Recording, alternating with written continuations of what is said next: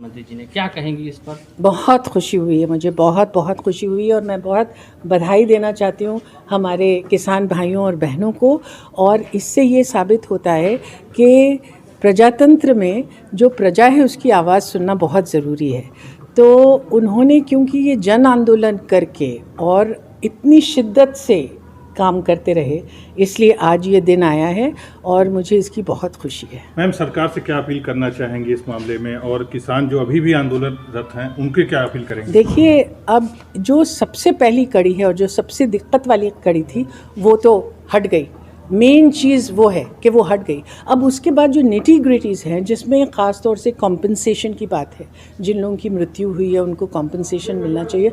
वो तो हम सरकार से उम्मीद ये करते हैं कि अगर कोई ट्रेन एक्सीडेंट भी हो जाए तो उसमें भी कॉम्पनसेशन मिलता है। तो जाहिर है कि अगर इस आंदोलन के दौरान वो हुआ है तो उनको कॉम्पनसेशन तो मिलना पड़ेगा। लेकिन इस वक्त जो इतनी बड़ी जीत हुई है वो जन आंदोलन और शिद्दत की वजह से हुई है और इनके साथ इंसाफ हुआ है, जिससे मुझे सीए एनआरसी के खिलाफ अभी भी वो बिल एग्जिस्ट करा, तो आप क्या कहेंगे कि उसको भी वापस लिया जाए इसी प्रकार से? देखिए, कोशिश करते हैं। जिस तरह से ये कामयाबी मिली है तो उम्मीद है कि इसी तरह से शिद्दत से, मगर कितनी शिद्दत से इसको कंटिन्यू किया जाएगा मूवमेंट को। अब एक अच्छा कदम उठाया तो हम उम्मीद करते हैं कि दूसरा अच्छा कदम भी उठेगा। मैम, पूर्वांचल एक्सप्रेसवे पे सपा और भाजपा दोनों फील्ड ले रही है, किसका? देखिए, मैं आपको ये बता दूं कि सपा ने इसकी शुरुआत की थी और इसको कंप्लीट किया है बीजेपी ने। मुझे ऐसा लगता है कि ये इतनी बड़ी बात है, दोनों को मुबारकबाद मैं दूंगी, क्योंकि आमतौर पे होता ही है जब एक सरकार कोई चीज़ शुरू करती है तो जब दूसरी सरकार आती है तो उसको गिरा देती है। लेकिन यहाँ तो दोनों सरकारों ने मिलके वो काम किया है जो जनहित में है। तो एक्चुअली तो डेमोक्रेसी का मतलब यही है।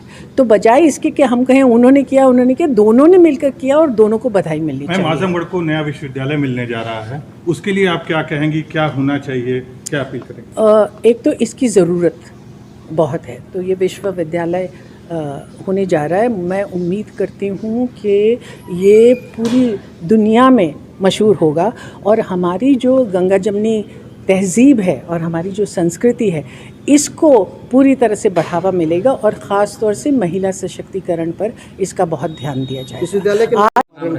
मुझे तकलीफ़ है इस बात की, बहुत तकलीफ़ है, क्योंकि मेरा नाम आज़मी है और मुझे बहुत फ़ख्र है अपने नाम पर। कैफ़ी आज़मी साहब के साथ आज़मगढ़ का नाम जुड़ा हुआ है, जैसे कि शिबली नोमानी, जैसे कि राहुल संकृतैन। और कैफ़ी आज़मी की वजह से न सिर्फ देश में मगर अंतर्राष्ट्रीय स्तर पे आज़मगढ़ को जाना जाता है। अगर आप मुझसे मेरी पहचान ही छीन लेंगे तो ज़ाहिर है मुझे बहुत अफसोस होगा।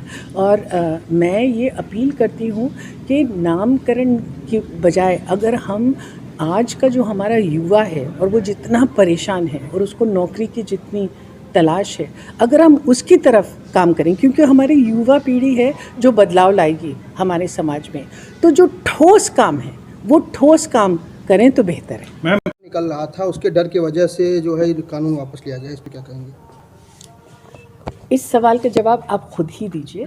मैं जो हूँ किसी भी राजनीति के मामले में पढ़ना नहीं चाहती हूँ। मैं हूँ बेसिकली कि जो डेवलपमेंट का काम करती हैं, और मेरे लिए जो सबसे इम्पॉर्टेंट चीज़ है वो ये है कि हमारा इलाका जो आज़मगढ़ है इसको किस तरह से आगे बढ़ाया जाए।